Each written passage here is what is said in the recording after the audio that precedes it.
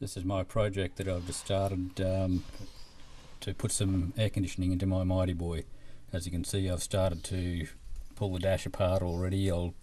It's actually been removed and I've put it in just for the video purpose. I'll give you an idea of what you need to do to get this out, which is fairly straightforward.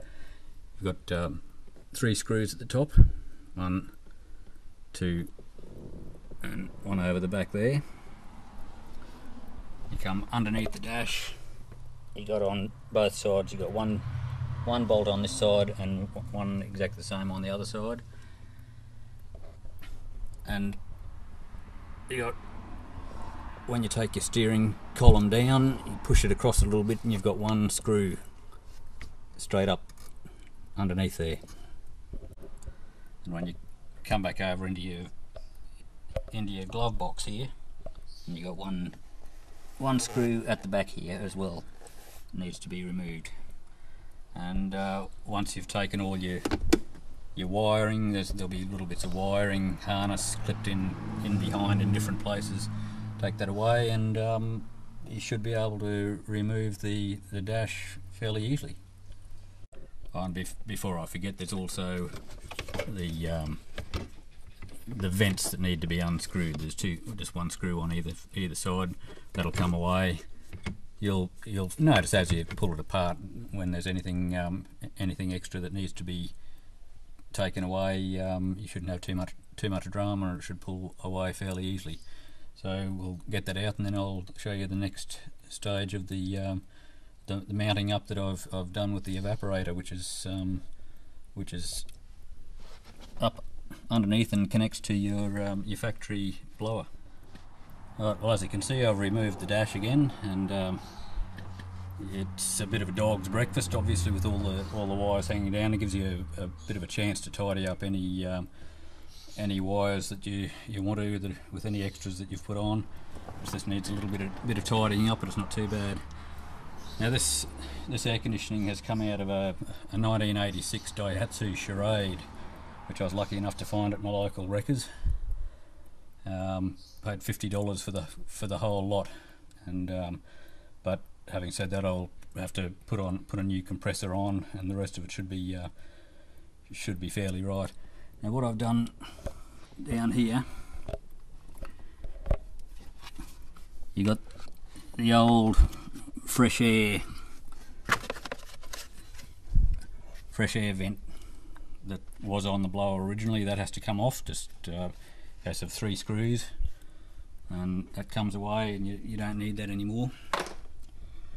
And what I've done is just got whatever I could find from the hardware store, the plumbing, just a bit of water pipe, and whatever fittings you can to get that on there. I've just siliconed all of that up into place, and just make sure it doesn't foul on the fan. Just stick your hand in and spin the fan, and you shouldn't have any dramas there.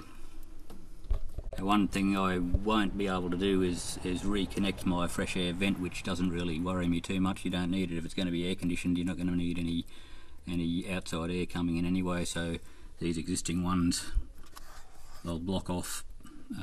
They go onto the side vents. I have no idea why they designed it to have permanent fresh air running through to those side vents, but anyway, they'll be blocked off and possibly vented back into the side of the blower here somehow, whichever way I can get some air. And the original fresh air vent is up the top here, and that'll have to be blocked off as well, so there's no fresh air or outside air coming in on a permanent basis. So we'll just cover that over with something and get rid of that. Right, now this is the evaporator unit. At the moment it's just an empty shell, because I've taken the evaporator out to give to my local auto electrician to do a pressure test on it to make sure it's all working fine. And when it's empty, it makes it a lot easier to get it all set up into place, because the extra weight, or the weight that you haven't got in there, makes it easier to manoeuvre. And then once all that's been tested, we can all put it back in permanently. We'll have to obviously drill or cut some holes with a hole saw into the back of the firewall here There'll be two holes. There's an 80mm and a 70mm hole to go in there for the pipes to run through, and I've just got that screwed up. I'll have that screwed up on top here, one on the top and one down the bottom, and that will be enough to hold it securely into place. Remembering it was never designed to go into this car, but it surprisingly fits in quite well. So I'll set the camera up in a better position. We'll show you how that's going to pop back up into place. Okay, I've got my trusty assistant holding onto the camera. Now we'll just manoeuvre this, and remembering that when the holes are drilled in the back, you've got to put your pipes through first. Slip that onto the vent. Get all your wires out of the way. You see, I had all this set up earlier, so it's quick to put back in. So we'll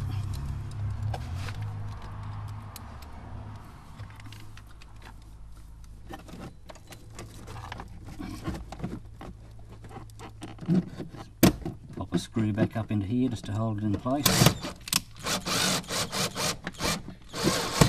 And there's one back down the bottom there as well, which we'll put in when it's all done later on. Anyway, I've just got all the wire out of the way, and with the dashboard back in, which I have tested, with that sitting in there, that fits in just nicely, and you won't even see that sitting down. So hopefully there should be enough pipe sitting out the back of that evaporator to go through the wall comfortably, so that all the connections can be done on the other side of the firewall.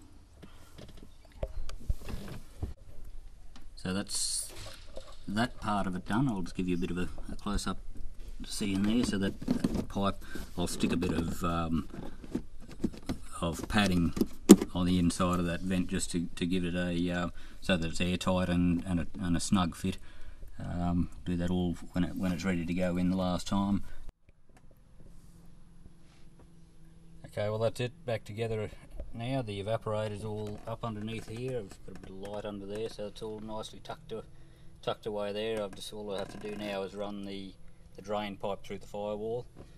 If you come back up here, I've put the thermostat control just in the back of the glove box there. Easy access.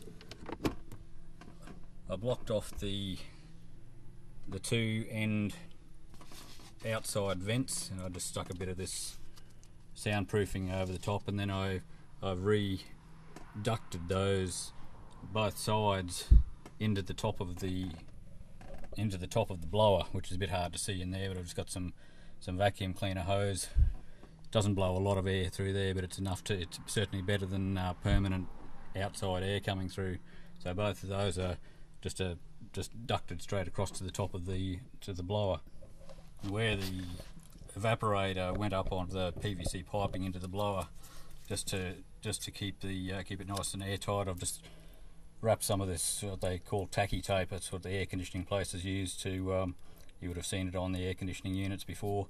That just wrapped straight around the water pipe, and that keeps it all nice and airtight.